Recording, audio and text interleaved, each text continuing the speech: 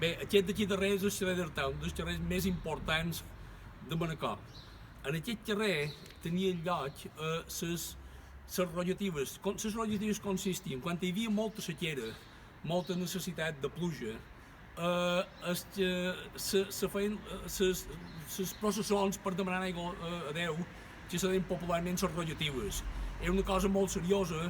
Els capellans sortien a creu alçada d'aquí de l'església gran de Manacor i a darrere hi anava tot el poble resant.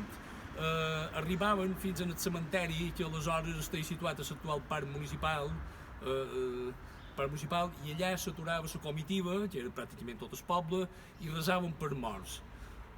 Quan hi tornaven a entrar per Sort del Llabre, a Manacor. Això era una forma, diguéssim, entre cometes, oficial de demanar aigua.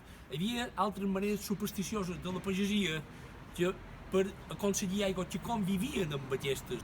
I una d'elles, una de les més curioses, entre altres, era que per aconseguir pluja agafaven un llagost i li havien de llevar el cap amb una mossellada, però de viu en viu. Li havien de llevar el cap i enterrar mig llagost dins un cementer.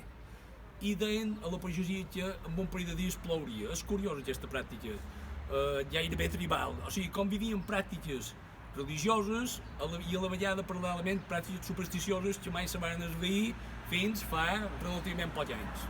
Bé, en aquesta casa d'aquí, que se deia Can Cama, que era una casa que venien mobles antics, antiguitat, etc., una de les persones més relevants que venien a comprar aquí, quan venia a visitar les perles, etc., era la Carmen Polo de Franco, la nona del dictador Franco. És una de les curiositats més que trobam dins els carrers de Manacor d'aspectes oblidats.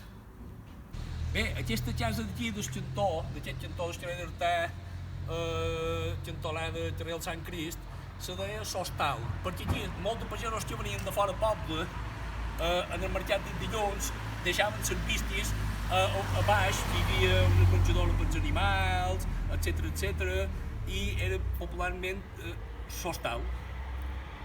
Bé, aquesta casa aquí darrere, cantonada carrer d'Artà, carrer de Sant Joan, era un dels refugis als temps de la Guerra Civil, quan avisaven les campanes que venien avions a bombardear, la gent de per aquí, de per Vall d'Escós, etc., se refugiaven en aquesta casa que se deia Can Pont, que a baix hi havia un celler.